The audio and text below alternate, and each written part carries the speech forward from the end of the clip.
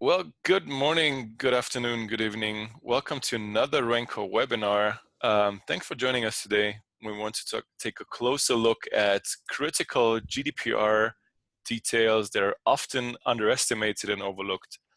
My name is Matthias Seidel. I'm your host for today's webinar, and it is my pleasure to welcome two very well-known and experienced SharePoint experts to this webinar, Liam Cleary, Mike Fitzmaurice. Liam, Mike, would you please introduce yourselves? Yep. My name's Liam Cleary. I'm based out here in the US, originally from the UK. I'm one of those Microsoft MVP guys and have been for almost 12 years now. I work at Protiviti as an architect, and kind of my area that I'm known for really is based around the security side, as much as I work with all elements of SharePoint. So talking about things like GDPR is one of the things that I do quite frequently. And I'm Mike Fitzmaurice, informally, also known as Mr. Workflow. So I am, let's see, I've been with SharePoint since before it was called SharePoint. I spent the last 10 years at Nintex doing business process work and workflow advocacy and all kinds of evangelism activity and helping make sure that the product actually fit the problem space. And prior to that, I spent 11 years at Microsoft, most of that on SharePoint. I didn't invent SharePoint, but I did pioneer SharePoint evangelism. So there's that. So Liam and I go way, way back with each other and way, way back with this technology. But the thing about the two of us is we also go way, way back with using SharePoint to get something done and seeing SharePoint as part of a much bigger picture. All right, thank you very much. One more quick words around questions and answers section here. You have a Q&A section in your Zoom window, and please use that Q&A window, the Q&A functionality for your questions. Please don't use the chat. We will be monitoring the chat, but we will answer the questions in the Q&A section primarily. We will answer the questions at the end of the webinar if there's any questions that come in handy and they're too interesting to pass on to the end of the webinar. We basically pick them right away and answer them right away. Yeah, Liam and I are feeling like crazy and wild and spontaneous. We're going to grab one of those questions and cover it right away. You can't stop us. Awesome, looking forward to that. The webinar is going to be recorded, so everyone who signed up will receive an email with the link to the recording afterwards. And now, basically, let's jump right in, have fun, and guys, hit it. All right, we have a couple of ground rules because this is a little bit different from a typical Rancor webinar. I hope this is not your first one. Rancor does a whole series of great webinars on a fairly regular basis, and you really should be watching them. Even if you're a developer, great. If you're not, you're great. Rancor does good work, and they did not pay me to say that. Liam, did they pay you? Nope, no payments whatsoever. I just wanted to make sure that we weren't getting a different deal cut for us. Sure, yeah. I wouldn't tell you anyway. That's a good point. But we also assume that this is not your first time encountering information on the GDPR. There are a lot of really good webinars and a lot of good content out there on the GDPR. In fact, Rancor ran a nice one last month. It was last month, right, Matthias? Mm-hmm. Yeah, correct. I think we ran a couple of them already, but yeah, Nikki Burrell and it was Nikki and I'm forgetting who it was, but anyway, check Rancor's previous webinars. This is a really good one on GDPR. Absolutely worth your time to check out. But this is the webinar that Liam and I were talking basically, and we noticed that Microsoft has done GDPR webinars.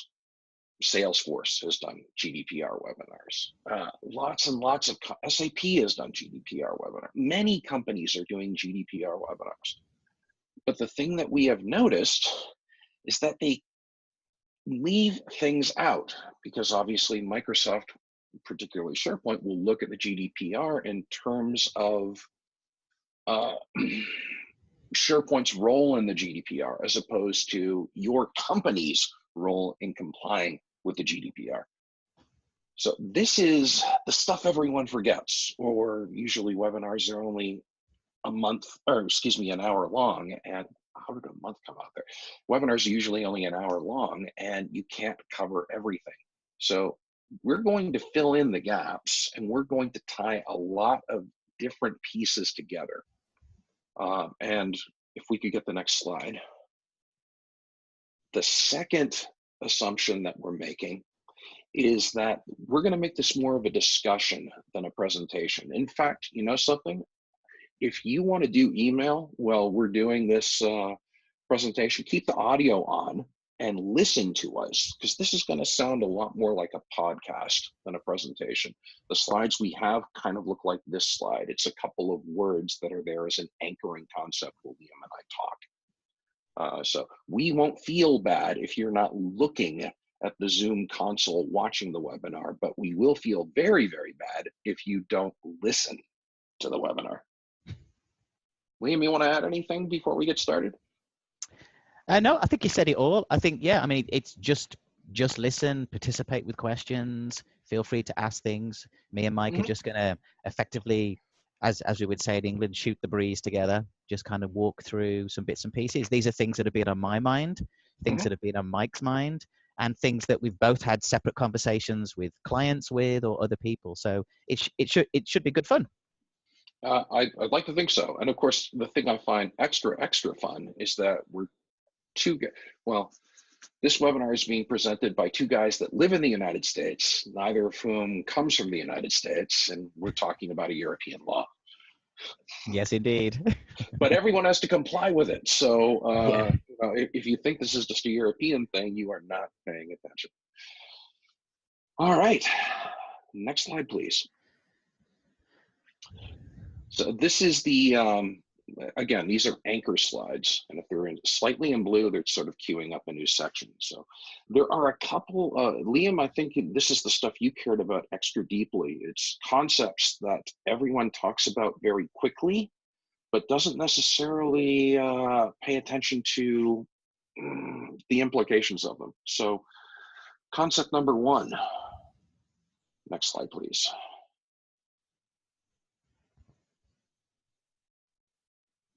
Consent of data. This is a bigger deal than people realize. Liam, what is consent of data? I mean, what does it mean?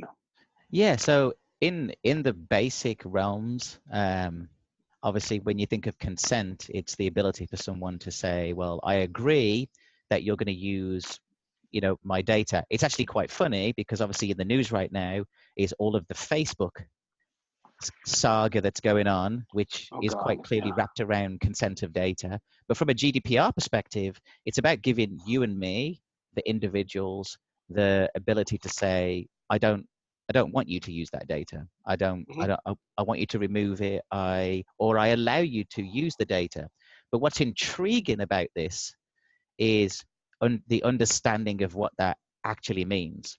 Because whenever we talk about consent, and I often have sat on other webinars which are great about GDPR, but often most of it is focused on, well, how do you technically provide that mechanism? Is it you call somebody up and say, do you allow me to use your data? And they say yes. Or is it a form that they click on? Often when you log into a website, it says, we're going to use your data and you're okay with that. But what does that really mean? But when you kind of peel back the layers a little bit, there's a lot more involved in that consent process. And actually, you don't have to always provide a consent mechanism either. Yeah, because often people think, well, I have to provide a consent. Well, actually, you don't, because there's another option which is called legitimate interests, legitimate interests. Yes, which is part of GDPR, which also means that I can say, well, I have a legitimate interest in this data, and by the very nature of the business I'm in, I am consented to have that data. So, for example, there was a great example that somebody had posted recently, which was, imagine you work for a credit card company, Mhm. and you might decided to call up and say, I want to have a credit card with you guys. So obviously you have to give them consent. But then you may come back and say, well, no, I don't consent for you using of my data, but they can't give you a credit card without your With, consent because of it, course. and they have to give that stuff to like a credit, for example, like Experian to do a background check. But if you say no, then where does that leave you? Like you can't get the credit, you can't get the credit card because you said no. So in this case, the actual institution can then come back and say, well, actually, under legitimate interest, I can use your data without you verbally consenting to that data because I can't provide a service to you without passing that information on to that third party for a credit background check. Got it. So So if it's absolutely essential to actually do what's being asked to do, there's an implied consent. yes, that's right. If there's legitimate interest. Yeah, that's right. And there's lots and lots. Actually, in GDPR, in Recital 47, which if you ever have lots of time to spare, you can read those. It actually talks about this idea of legitimate interest and how that you can often overrule what's required as consent. And if your business needs to use that data for specific things, or also, for example, let's say you have an employee who has data, and this will talk about a little bit more when we talk about the right to be forgotten and remembered. It Right. kind of goes with the same thing, that if I have information that you've consented as an employee, and then you try to come back to me and say, well, maybe I did something I shouldn't, can you get rid of it? Legitimately, the company can say, well, no, we need to keep that, even though you want us to get rid of it. So Because it's impossible for us to do what you've asked us to do. yes, Got it. yeah, Basically, a micro contract. correct. Yes, Okay. yeah, Or even more than a micro contract, I suppose. But if we talk about a larger contract, it becomes a lot more obvious. yes. That's pretty interesting. So in other words, I may be able to get away with hosting a web application that doesn't keep prompting you for permission every single page. Potentially. I mean, so there's a working protection group. They're called Article 29 Data Protection Working Party, and they're a group That's a based. very exciting name. I know. I was thinking of a name like what should we call ourselves? Article Mhm. 29 Data Protection Working Party. I'm like, that's a cool name. So they actually went through. They're an independent advisory board, and they went through and reviewed some of these articles about that, and they went through and posted what was called Article 2. And in that article, they actually went through and kind of picked this one apart a little bit. And their last phrase that I think is important is it says that the legitimate interest, where possible, should be avoided instead of used as kind of a way around it. So in reality, if you're building an application, you really want to build in some kind of consent mechanism, even if your business can fit into that legitimate interest, because we don't know what the outcome's going to be. For example, if you came to my business, for example, and we said legitimate interest and we were okay with that, I mean, who knows? The European Commission may come back and say, yeah, no, you don't qualify for that one. Or maybe you do. And so it kind of came back and said, even though it's there, you need to look at building something in for that consent also. Well, it sounds like it. The thing I like about GDPR, the thing I like about it a lot, even though it's going to cause a lot of work for a lot of people that aren't going to enjoy it, it basically codifies things that you ought to be doing as an act of good faith. Mm-hmm. And as I've worked in marketing off and on for a large part of my career, permission marketing is actually incredibly effective. So when you actually establish a bona fide relationship with somebody, that good faith goes a long way. And asking people if it's okay to do certain things just makes sense. It does indeed. That sounds a little touchy-feely, and it's about as touchy-feely as I want to get. But still, but it is. I mean, realistically, we live in a world. I mean, the whole purpose and the premise behind it of GDPR is really focused on me and you. It's focused more on the individual, of giving us more privacy. I mean, obviously, it goes over and above the original European rulings that were there. For example, the UK data protection ruling, it supersedes that now. And it's all about privacy for the individual. And also the risk, the potential risk to the data that a business now stores. And so it's a good thing, but it also means that from a business perspective, there's a lot more involved than just, I'm going to put a checkbox that says, yes, I'm okay. You know, Gotcha. you know, and also one of the things you need to be able to prove is, well, this is my process. And I think one of the things I tend to find a lot of is everybody's working about, well, what are the tools that we can use? What are the automated tools we can use? But actually, a lot of the time, you just need to have documentation that shows what the policy is for your organization. Yeah. And in the event of being questioned, or me coming to you and saying, hey, Mr. Organization, show me what you do, you have that information available to present and say, this is our policy, this is why, this is when, this is how, and this is who it goes to. And as long as Yeah. you have that, then that covers under that consent. Mm-hmm. Yeah, sounds great. And by the way, a very quick sidebar, just in case someone is tuned into this and hasn't seen a lot of other information on GDPR. Again, we kind of treat something else as a prerequisite. It can be almost any webinar you'd like. But the thing that bears repeating here, no matter what, is unless you want to have one business solution that is just for Europeans and one for the rest of the world, you kind of need to do this for everybody.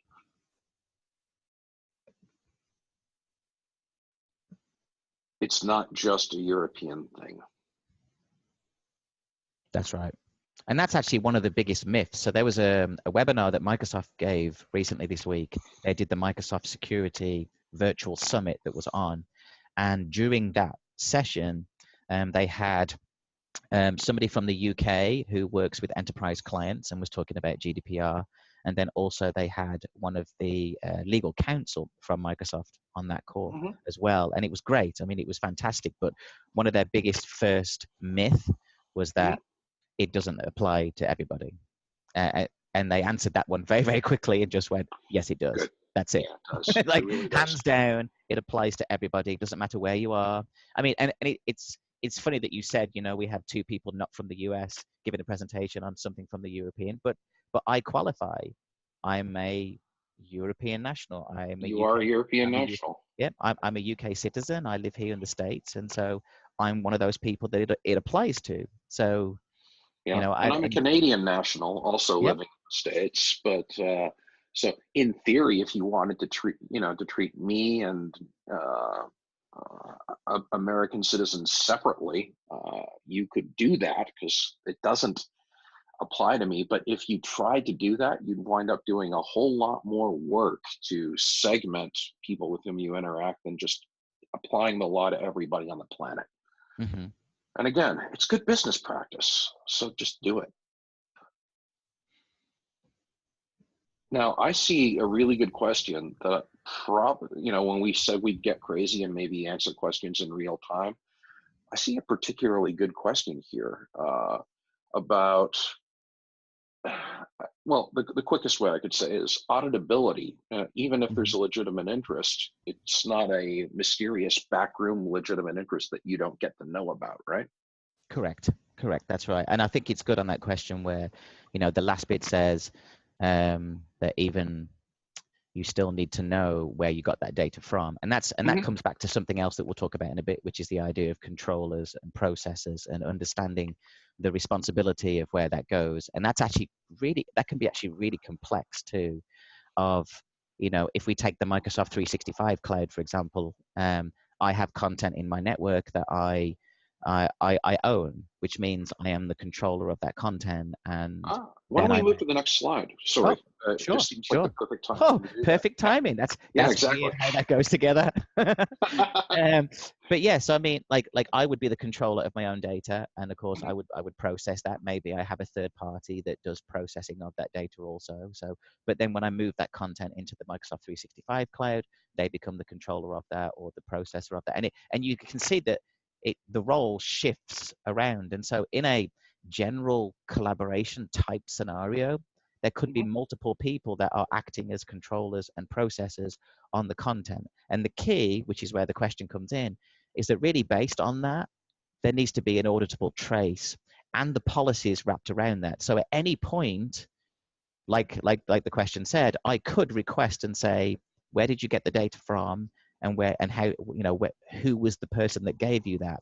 And then actually they have to be able to come back and say, well, yes, we are also GDPR compliant. Because I think often there's this myth as well that, I move it to 365, for example, in the Microsoft cloud, well, they're going to be GDPR compliant, so we're okay. Yeah. Well, kind of, in some sense, yes, but you still utilize and process that data, and you still have ultimate ownership of that data. So that means you also need to follow that same thing too. So there's a level of auditability and traceability on every level of where that data goes. And so understanding controller and processor is actually one thing that I actually had quite a few conversations recently about this, understanding how that changes and moves and the responsibilities of each. Makes perfect sense to me. And as a matter of fact, since we're talking about, I would argue that just saying, well, Office 365 is GDPR compliant and I'm putting data there, you think you're good. I'm going to argue that no, even then, you're probably not good. And towards that end, why don't we move on to the next slide, which is there are some messages that we need to get across to you, things that you need to keep in mind. And one of the first ones of which, next slide, is this: individual applications. The readiness of any one application is not going to be enough. In fact, even if every single one of your assets are GDPR compliant, that's not going to be enough. So Microsoft doing a webinar on GDPR is good. It means that the pieces of your environment that involve Microsoft assets are ready to participate in a GDPR solution. But no, it's not enough. Why? Because Liam, Protiviti runs using a lot of Microsoft products, right? Yes. Do you use only Microsoft products? Nope, we have a whole mix. Yeah, as every company I've worked for, including Microsoft, uses a variety of tools from a variety of vendors. You actually, moving on to the next slide, if you aren't thinking cross-product, that's a problem, because ultimately it is not your tools, it's not your software that's going to be GDPR compliant, it's you. If we go to the next slide, you kind of need to think cross-product always. I have assets in SharePoint document libraries. I have assets in Salesforce.com. I have assets in data assets in SAP. I have assets in some custom app I built to capture leads on the floor of a convention or something like that at my booth. I will have information on you scattered across my entire environment. And the only way we're going to be able to comply with the GDPR is to think across all of this stuff. Yes, and that is, so one of the most important things that I think often gets missed, because when you look at the webinars and the webcasts that kind of I've sat on and watched, and I'm sure you've done the same, that they tend to be very targeted to specific platforms, SaaS services, whatever it would be. And, and let's be honest, a lot of the Microsoft ones are very focused on just the Microsoft cloud. And that's not a disrespect to Microsoft. It's just, no, what else would they do? No, that's right. They aren't suddenly going to say, well, let's show you how to make SAP GDPR compliant. But it is. One of the things I've found, especially as I've been speaking with clients, like I recently had some conversations with a legal group based in Germany, and we were talking through things like this. And actually, when we start to look at what's being used, the dissemination of data across a general organization comes from anything. And so, and it also gets cross-pollinated to the other applications too. So, you may have something that goes into SAP, or you may have something that goes into payroll system for ADP, or something that goes into SharePoint, or something that goes into your on-premises applications that you don't have in the cloud. And very often everybody gets focused on one application or one segment. So they say, well, let's focus on everything in our network or everything in the cloud. And it's like, no, you have to focus on everything, because somebody might copy data from the HR application. They might dump it out as an Excel spreadsheet. It might get emailed out into Exchange. It might get dropped into a SharePoint site, maybe into Dropbox, and maybe somewhere else. And Right. so We put data everywhere. And the one criticism I will make of, and not just Microsoft, at literally everybody, is that the message they're kind of sending is that we've done the necessary work, so if you use us, you'll be GDPR compliant. That is not correct. What they should be saying is we've done the necessary work, so to help you become GDPR compliant. Mhm. I would argue that you can't buy a GDPR solution.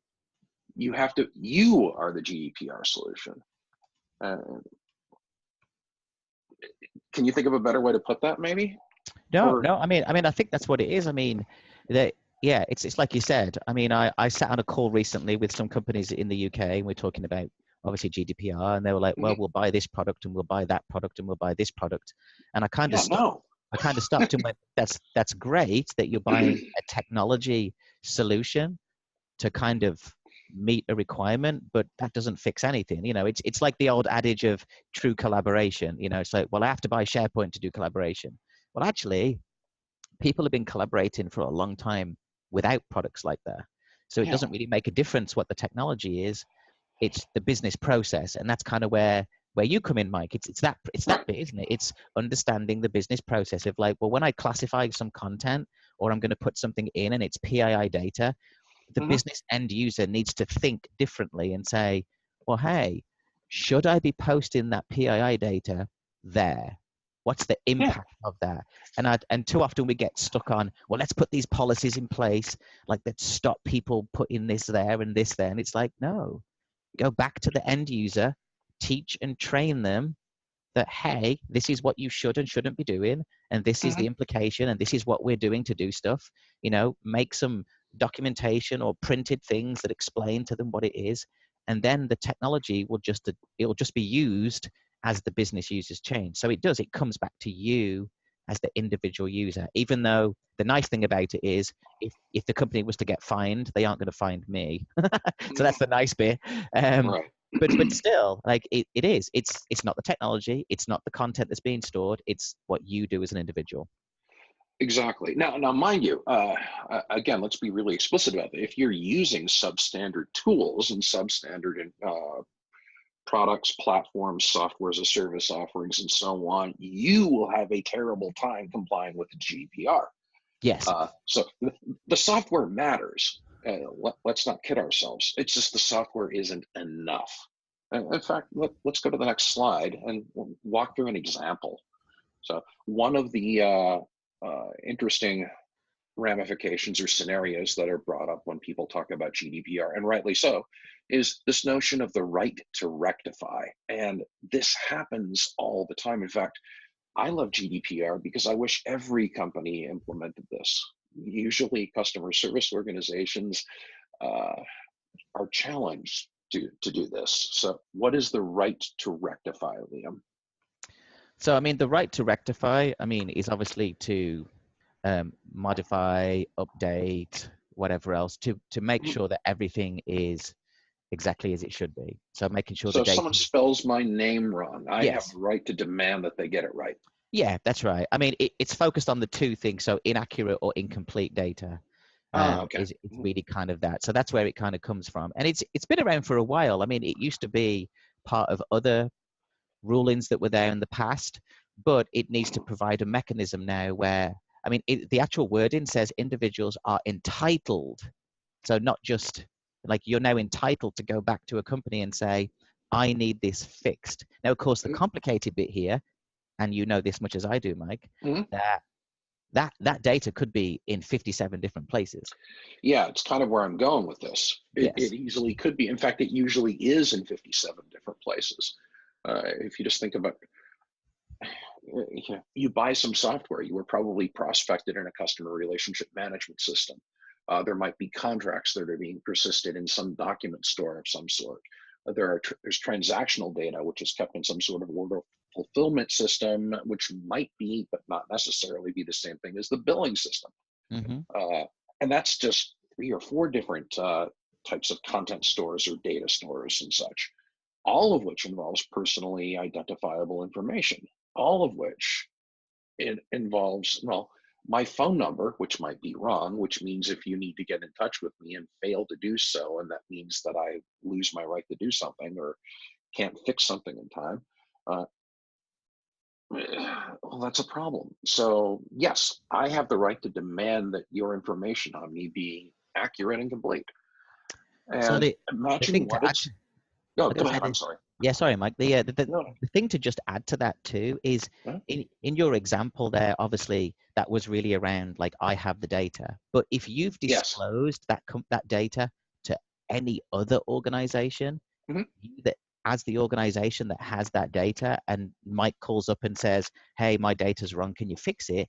Mhm. It's on them to also go to the other companies that they shared it with and Excellent. to say this needs to be fixed too. Now, Mhm. and the good thing for you is they have to respond to you within 1 month. So that's officially what the GDPR says. It says, hey, you've got 1 month to respond, but it can be extended for 2 months if it's kind of complicated, and they can come back to Sure. you and say, And hey, and it's that really seems complex. perfectly reasonable. Yeah. And in fact, I've forgotten what the official term for this is. I have the right to find out what you know about me, do I not? Hmm. That's right. That's Like, right. I get to find out whether or not you've got accurate information on me in the first place. So if you think about this, this basically involves querying a lot of databases and content stores in order to prepare some sort of report or dossier to hand to me in order to show me what information a company has on me or has given other companies. And then I've got the opportunity to review it and then ask for changes to be made if they're legitimately incorrect. Hmm.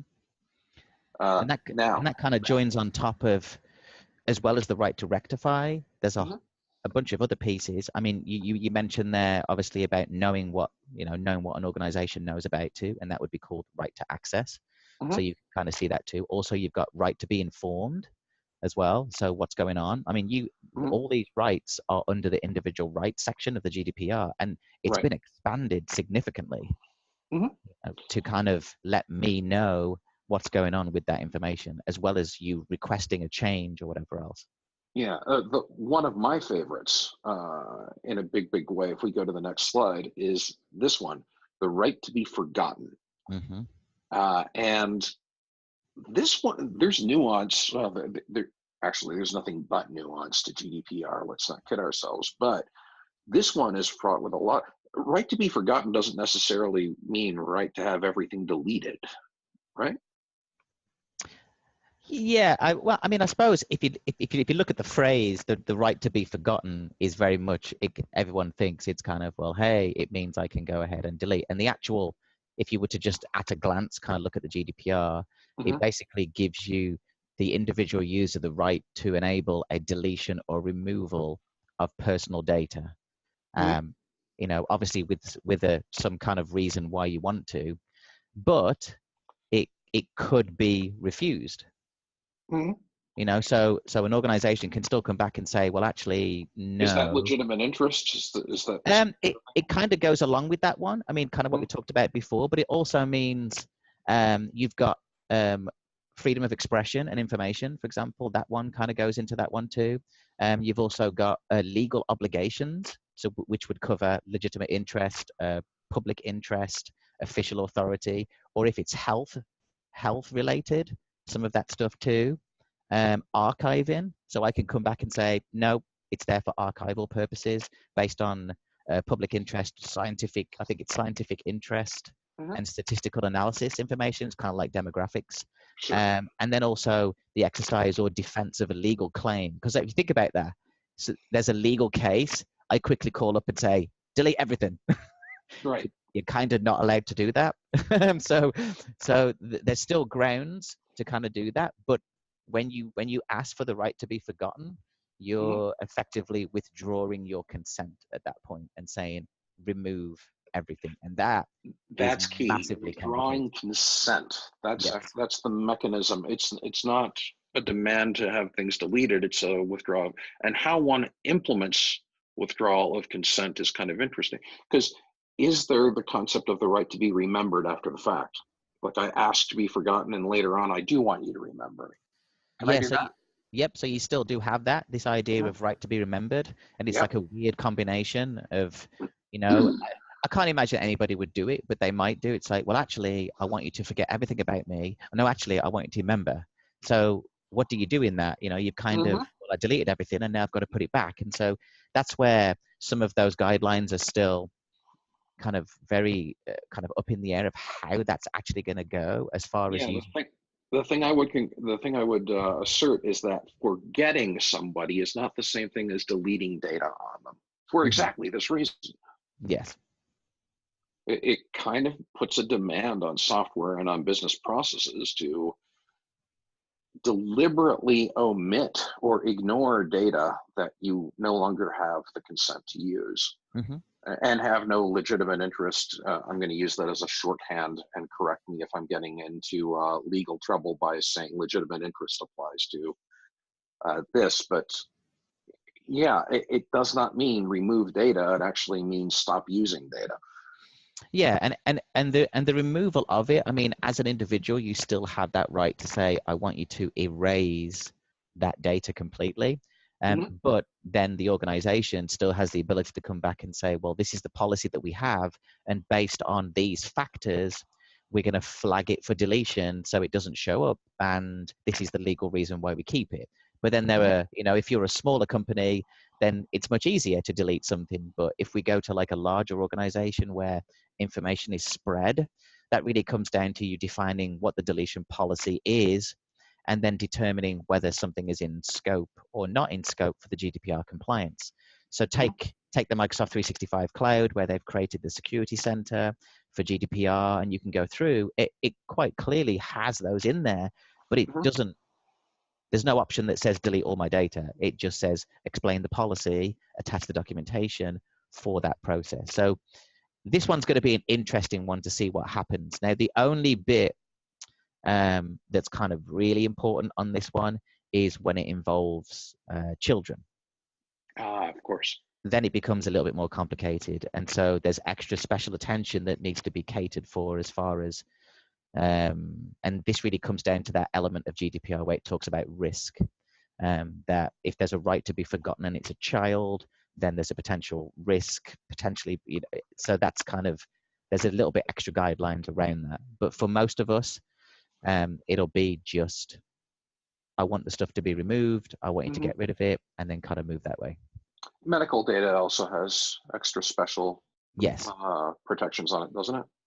Yeah. yes, that's right. And anything that's kind of related to that, medical data, child data, legal information, things like that, often some of the financial data as well, because that often that needs to be covered and stored, you know, for legal reasons, you know, like you store financial records for X number of years, depending which country you're in, you know, so some of that needs to be retained, even though you may have gone in and said, I want to be forgotten. You know, there are still some legal requirements. So this is the battle I'm kind of expecting to see going forward, is that you've got other rulings and guidelines. So for example, you know, if we talk about moving data around, you know, Europe and the UK and the US and things like that, then you have Mhm. what's called those model clauses that allow you to move things around. But how that factors into the more local general ruling, like, I mean, we can take Germany, for example. Germany is historically more restrictive on those kind of guidelines, but GDPR does allow for more localized rulings that sit at the side of it or above that too. So Mhm. you could end up being this really weird quandary of uh, here's some stuff to be forgotten. I want to get rid of that, but then my other ruling says you have to keep that. But as long as Right. you've written the policy and explained that back to me as the person, then that would meet that requirement. And that is the magic word, my friend. Matthias, can you move us ahead 2 slides? Yeah, this is it. You're going to need processes. Yeah. You're going to need policies, procedures. I'm using the term processes because I'm a business process guy, but Yeah, essentially, to me, I think GDPR effectively mandates that people adopt formal, documented, auditable processes everywhere that involves personally identifiable information on, well, anyone. But yeah, it's a mandate for being serious about business process modeling and documentation and auditing. And the thing I will further assert is that you've got a couple of choices. Yes, if you just document it, that will be fine. Mm-hmm. But imagine somebody wanting, the right to be forgotten. Imagine what it would be like to go ahead and go through every one of your 57 different data and content stores to locate that information. Is everyone going to remember inherently that the information on someone could be in 57 different places?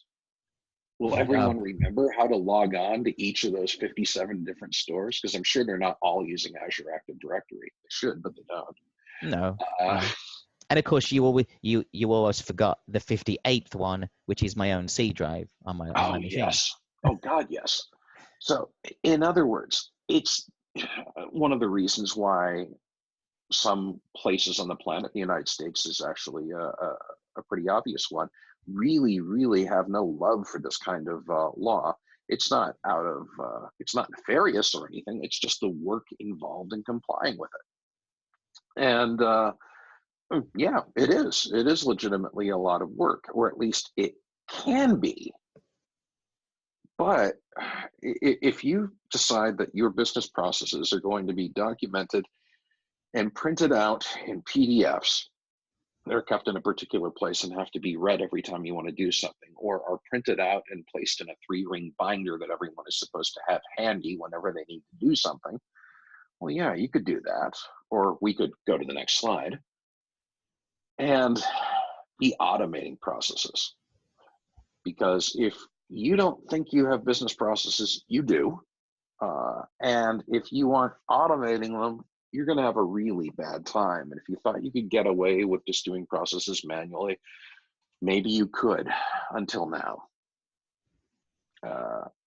I am not married to any one particular technology or vendor or product or anything like that. I obviously am fonder of some over others, but you know something? It doesn't matter.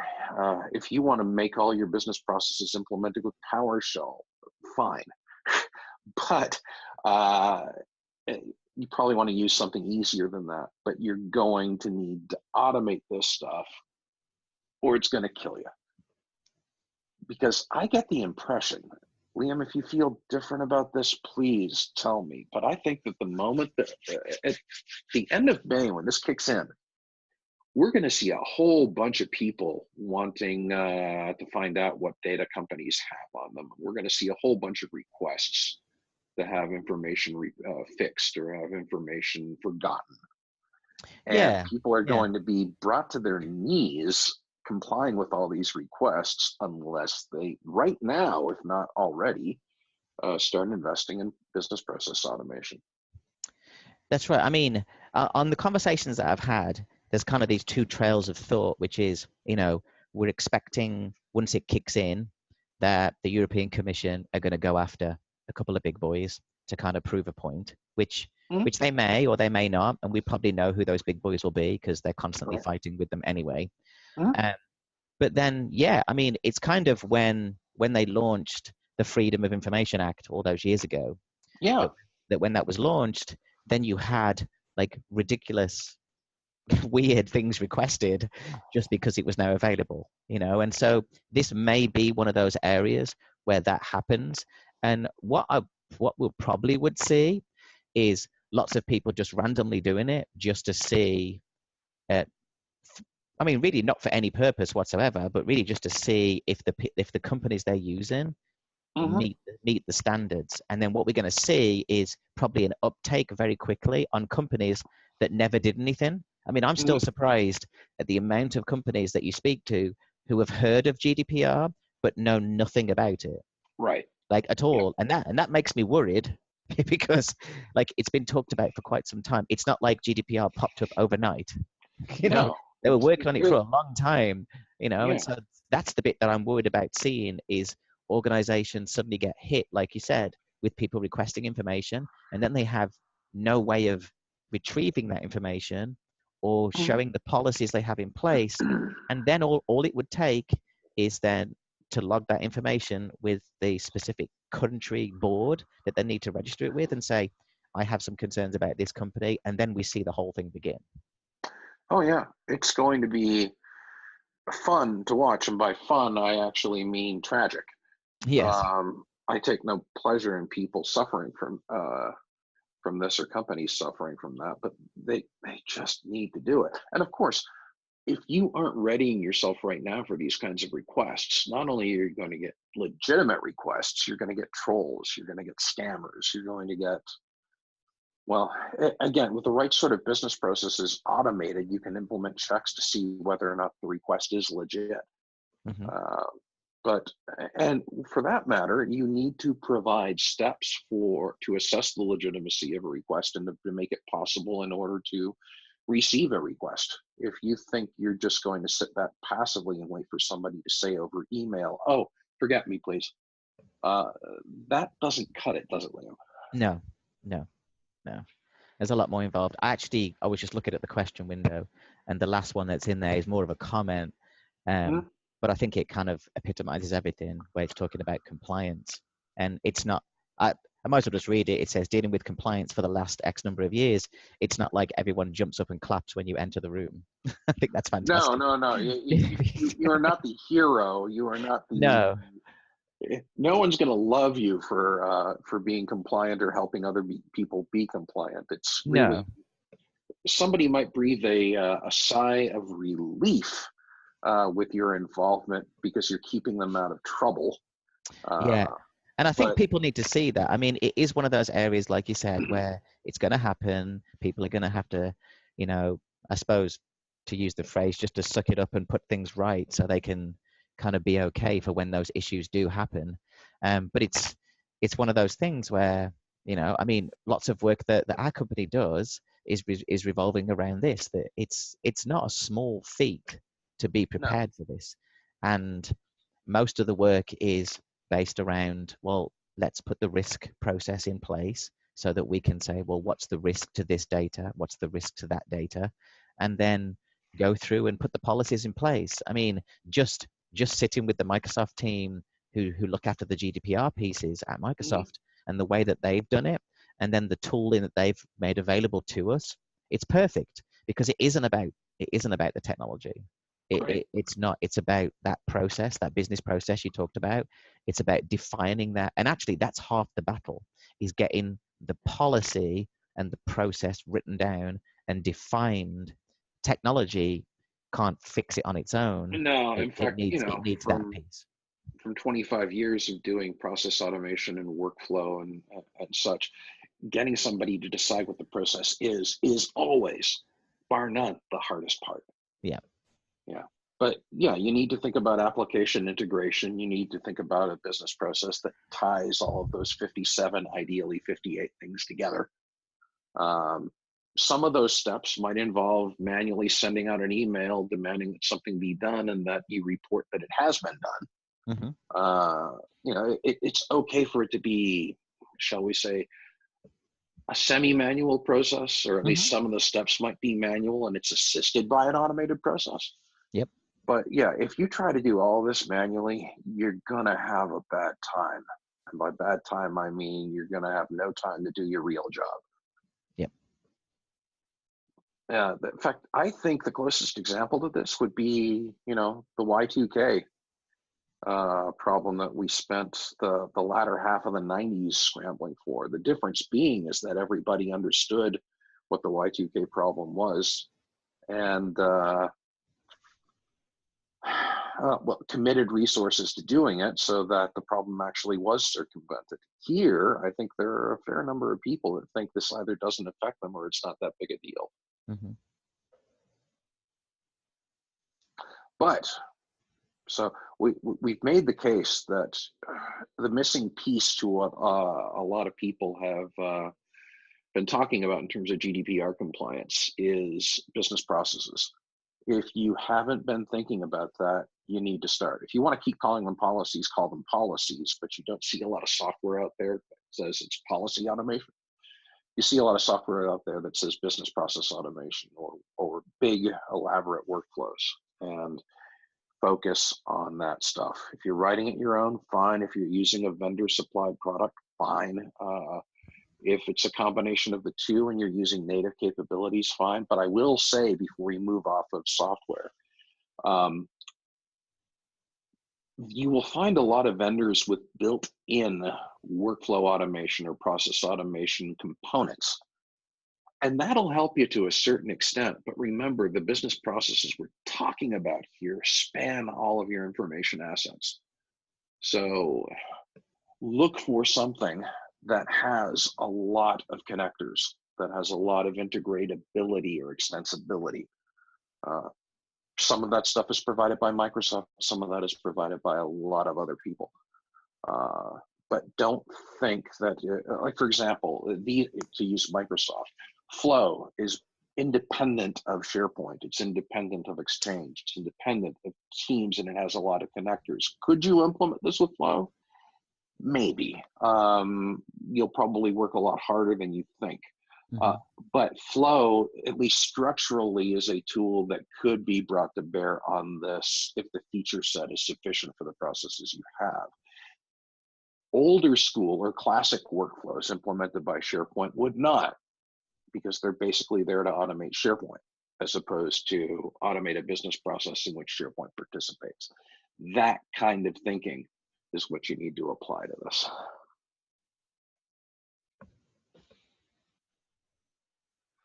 All right, and now let's say scenarios. Let's talk about a couple of scenarios, because Liam, you had a couple of good ones when we were chatting about how to go about delivering this webinar. There are a couple of specific things that we should drill down on or provide a bit more depth on. Let's go to the next slide. And we've been talking all about the things that are basically done on request, like I request that you're telling what you know about me. I request that you fix it. I request that it be forgotten.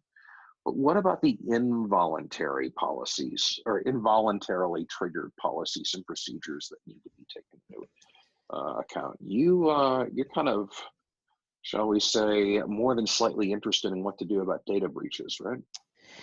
Yeah, I mean, we live in a world where there's constant data breaches now, and it's quite interesting to see, you know, everyone says, we've got all the best security, and then there's a breach. But what's interesting is that they actually made provisions for it within GDPR too.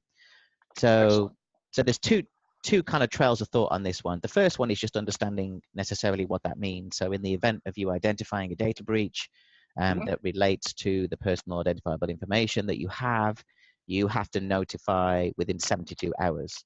The key is 72 hours of becoming aware of the breach. And then it says where feasible. So you still have some wiggle room a little bit, but normally that's what would happen. So if my organization had your data and there was a breach, I have to do my notification. Now, what's interesting is on average, it takes 200 plus days for someone to even notice that there is a breach in the first place.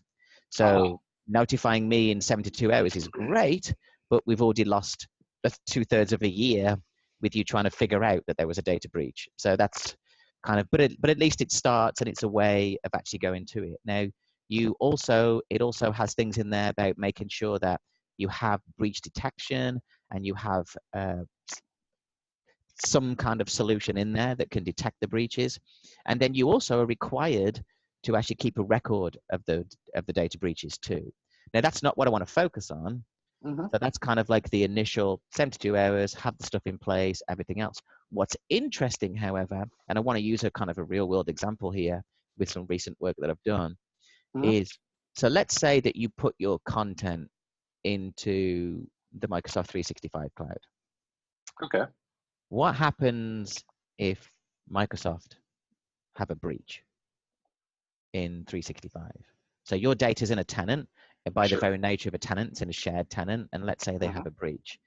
Now, realistically, they don't have to let you know because it's not necessarily affecting your data. Most of the breaches that Microsoft have, if you ever speak to the cybersecurity group, are really based around something more fundamental than somebody broke into my OneDrive and took a file out or whatever it is. So they don't actually have to notify you. So denial of service attacks. Yeah, that's right. Or maybe breach of operational data as opposed to user. That's right. User data. Okay. I mean, Microsoft do a great job of encrypting the data, slicing it all out, and everything. I know it's very, very complicated. So I mean, so they have a good protection system, but it's quite interesting because they would have your data in a tenant that's restricted. Not necessarily that would be the breach, but they don't necessarily have to notify you of any breach. It's in their contractual terms that they don't actually have to, and they don't have to notify you in 72 hours either. But you would. And so the long conversation that I had with a client recently was, it's great that Microsoft have said, you know, good faith, if there's a breach that we warrant it needs to let you know, then we will let you know, but they will let you know in whatever feasible time they determine. But you guys, the company that, you know, my content is in there, if it's my content or I've got your personal data stored in there, my requirement, I still have to notify within 72 hours. So there's this weird kind of structure of often some of the SaaS providers don't have to notify, but when they do notify, you have to notify within 72 hours. So it's kind of like a weird, you know, I found out there was a breach, we notified you at some point, then you've got 72 hours to notify your people too. Does so, the GDPR mandate that people have to be more vigilant about looking for data breaches? Yes, yeah. So it does. It says that you need to have a robust breach detection investigation, and more importantly, a reporting procedure and process. So it's not just the technology that's there. I mean, obviously, the technology is great. So the software and the platforms that are there right now for breach protection are great. But going forward, they'll probably become obsolete as the next version of AI and machine learning comes in and takes over that process. But you still need to have a fundamental process written down, like you talked about with the business processes, to say, in the event of a breach, this is what's going to happen. And so that's why it's kind of an important one for me, because as I've had conversations, it's trying to make sure people understand that it's not just about telling me that my data was compromised. It's, well, I have a full investigation platform or something, you know, and it comes down to something that I know we at Protivity do a lot of, which is incident response. You know, the ability to manage that incident and quarantine the data and things like that too. So this one's quite an important one that I think lots of people I've spoke to have kind of, they know about it, but they're kind of like, you know, it'll be okay. And then I actually have met with a couple of clients recently where they've had their Office 365 tenants breached effectively, which isn't a Microsoft problem, so they don't have to notify you. Right. But what we found is that the tools that are provided often in the SaaS platforms, clients don't put them on because often they come at they often come really, at I'm so surprised by that. No, I know, but they come at an extra cost, so they don't want to pay the extra cost. But then if something happens, there's no way for them to find out what took place. No, this brings me back. I'll keep this sidebar very, very brief, but this brings me back to something you used to do on the speaker circuit. You would, and we're talking about SharePoint on premises in this particular case, but it can apply to SharePoint online and certainly non-SharePoint assets as well. Liam used to have this fun trick he would do in the middle of conference presentations where he would invite some brave soul to give him the URL to their SharePoint farm, and he would proceed to break in almost immediately. Again, with the permission of the person. It's all about consent, Mike. All about consent. It's all about consent. That's correct. And it was a teaching moment in order to show that so many of the default features that were present that could have been used to secure data simply hadn't been implemented. Yep. And actually, the cloud doesn't fix that. The cloud just gives us greater features, but still they don't get. You don't use them. Yeah. You know, some of them are turned on by default. I would argue that there some software as a service offerings, certainly, and Microsoft definitely qualifies for this. You're better protected there than you probably are in your own data center, at least in terms of, but it's still not, it's not magic. No. It's work. Well, let's see. We're at the top of the hour. There's one other drill down topic, and you kind of started to cover it already. So if we go to the next slide. Okay. Yes. Yeah.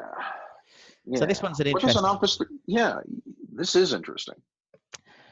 So based on conversations that I've had recently, one of the things in the Microsoft contract, so when you sign obviously a contract with Microsoft for Microsoft 365 or Office 365, there's obviously confidentiality agreements in there. And working with a client recently, this was raised as a potential issue, because when you sign an agreement, you basically have confidentiality protection from a contractual perspective for 5 years on the Microsoft contract.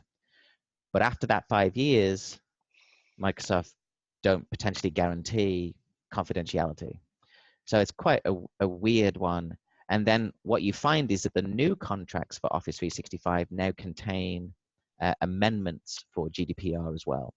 So they have some extra pieces to read through, which when you're signing the contract, you want to make sure that you read those so you understand what that means. And it basically talks about lots of things we've talked about today. It focuses a lot on the subcontractor rules of how data. So for example, Microsoft don't always use internal Microsoft employees to manage the Microsoft 365 cloud infrastructure. You know, for example, in Germany, it's T-Systems, and in other places, it's someone else. And so they're using contractors. So there's some very specific wording that's been added to the contracts now to cover GDPR. And if you notice, a lot of it isn't anything to do with technical things that they've done.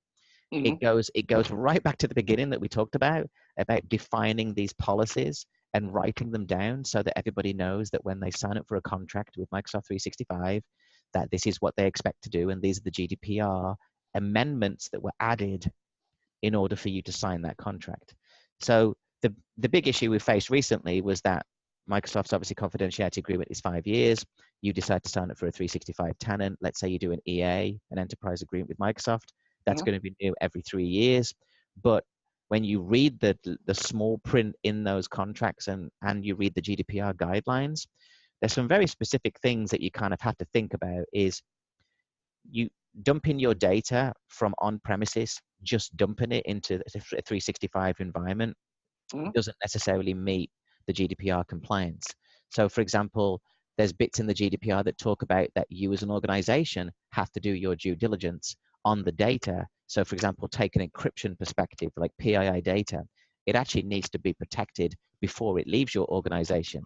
So think of that quandary for a second. I have no facility on premises to protect PII data right now, but I'm going to move it to 365 where it will. But in the moving process, I technically violate a GDPR compliance rule because I'm moving non-protected compliant data like out to a cloud service where it will be. So there's this kind of plan where you need to make sure that you've put things in place to protect the data, and then contractually you're covered between those two. And then knowing that you need to make sure that you renew your license, and every time you renew that enterprise agreement, then make sure that confidentiality agreement is back in place. So it's quite an interesting one. There's no real answer for that one. It was just a very interesting one. And based on the conversations I had recently, Microsoft aren't going to change their confidentiality agreement from 5 years. I mean, that's their standard.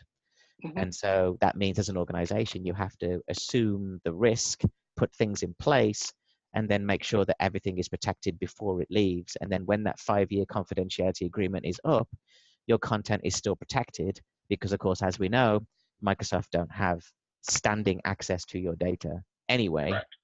So they're using the just-in-time process, so you can be protected at that point. And that's kind of one of the things that I want to kind of to bring up, is just something that I'm seeing as I'm having conversations, is really just make sure you read the contract. Like, I know you would, but like, understand what provisions Microsoft are putting in place and what they're stating.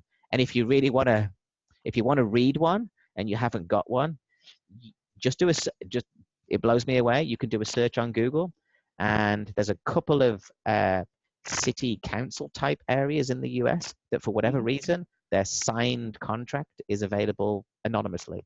So you can do a search for that, and you can read a contract that's been signed recently. Cool. Well, heck, I look forward to that. Yeah, it's always fun to read a contract. Yeah.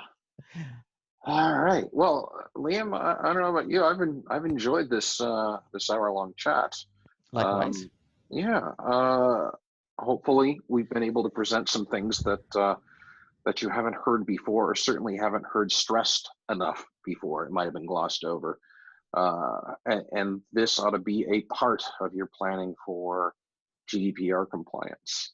Now, some of you have been very, very good about queuing up some questions for us to answer, but I think we should go to the next slide and see if we'll give you a minute or two to ask ones that have not been typed in the past.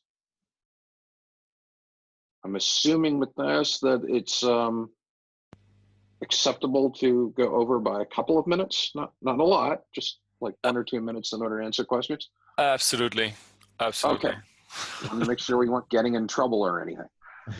No, not at all. All right. Okay. So can we point you to a good summary online, or a download, like a 3 to 8 page download of key obligations and guidance? Liam, can you think of something good? I mean, there are some places that kind of have a great breakdown, because of course you don't want to be writing, like trawling through the articles themselves. A good site that actually does a pretty good breakdown is the Information Commissioner's Office in the UK. They're actually quite a good one to go to. So their ICO, I tell you what, I'll just write the URL in here so you can kind of have that for later. But what they've done is they've taken down each of the general data protection rulings, and they've put it in a simpler format. So for example, you can click on individual rights, and then it will say right to be informed, right to access, right to rectification, right to erasure, things like that. So that's a good place to start. And it's a bit more than 3 to 8 pages because there's so much, but it's really simple. It gives you like an at a glance of what it is, and then it will give you what the checklist should be, which I really, really like, because that's one of the issues, is knowing exactly what you're supposed to do. But they give you a checklist, and it's not a technology checklist at all, which is even better. It basically just gives you a breakdown of like, okay, how do you prepare for a data breach? Well, I have to do this, I have to do this, I have to do this. And that's kind of where that works. So I'll post that link here in a second. Great.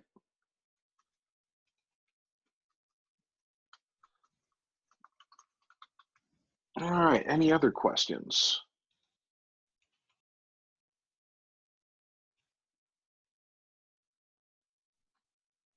Going once, going twice. What about other countries? As far like, as the for example, Asia, Asian countries. I would argue that, do they have similar rule? Okay, thank you. The question came in several pieces. We're talking about the GDPR, but yeah, I mean, does anyone else have something similar to the GDPR? The immediate thing I would say is Germany has had its own set of laws that are very, very, very similar for several years now. And there has been a patchwork of stuff. The GDPR kind of unifies it and makes it more strict across all of Europe and anyone that does business with it. I kind of think GDPR sets the tone for the entire planet. But is there something else somewhere else that we should also be paying attention to? I mean, each country has their own kind of sets of rules. I mean, like taking Asia, I mean, obviously, even though GDPR is European, it will obviously affect everywhere in the world, that basically for privacy and things like that. So, I mean, there are some other ones. I think specifically, it's Article 28 of the GDPR talks about specific things about those model clauses, which so really for other countries, the only thing from the GDPR perspective you have to worry about is really the model clauses, which is about transferring of information around the specific countries. Asia does have their own set. Most countries have their own set, and what you'll find is when you read them, they're kind of a subset of what GDPR has. So when they did the GDPR rules, they basically looked across the board and said, well, let's come up with what would be the best kind of breakdown that would cover most scenarios. It's not just, even though it's targeted to European Union, it covers everybody. So yeah, it is definitely one thing to kind of look at, is to look at the specific countries for like the equivalent of the Data Protection Act that's in the UK. I mean, that's their big one that they've had for years. And so just to obviously that's going to be superseded by GDPR and things like that. And then of course, each country can obviously have extras above that too. So there are unique ones that are there too. Germany is still a little bit stricter than the GDPR as a whole, right? Yes, yeah, that's right. They have some very specific rulings that.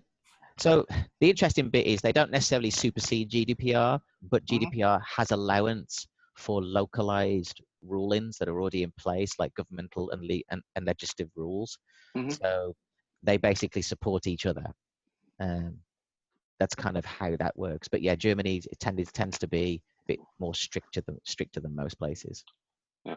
I'm seeing a couple of requests for recommendations on tools and such, and as much as I am tempted to think of a couple, I personally think there's a payoff to keeping this strictly on what to think about as opposed to what to buy and what to use or something of that effect.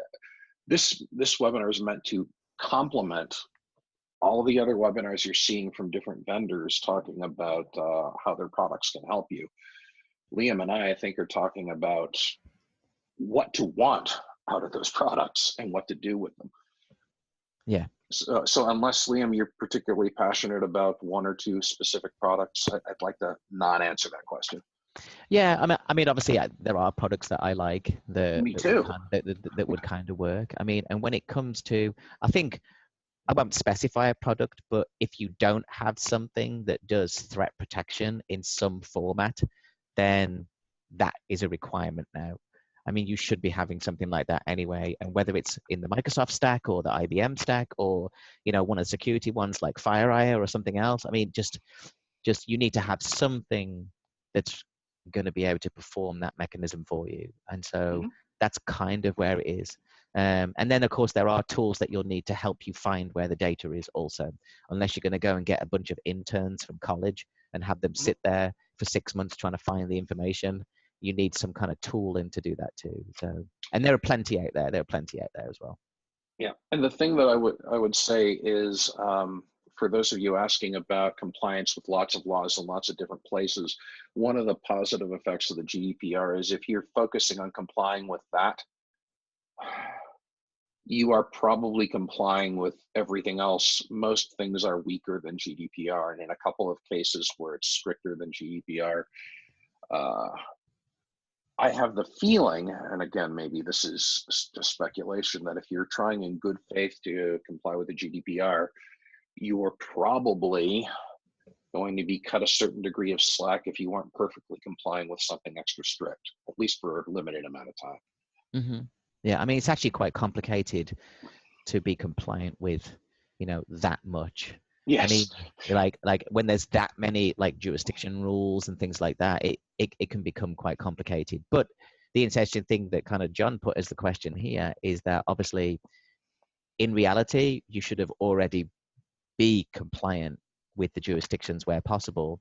GDPR is supposed to complement over the top of that too. So that's kind of where that should be. And I think often what happens is you end up with companies that haven't been compliant with the regular jurisdiction legal requirements. And then when GDPR comes in, they're kind of like, I've got to do that too. And it's like, well, actually, you should have been doing, if you'd have done the first ones, the GDPR would have been a natural progression and you would have done that. So that's kind of where you need to go. And then there's one there about ISO 27001. So that's that's a completely different standard. What's good though, I will give you the Microsoft kind of thing. If you do use the security centerpiece that's in there for doing GDPR, you can actually do the same thing for 27001, also NIST, and a bunch of other ones that are available now. So their tooling that they've created, if you happen to be in the Microsoft cloud, will allow you to provide the same kind of documentation, tasks. So Microsoft have gone through and said, You know, for example, for GDPR, there's 300 and something things that need to happen.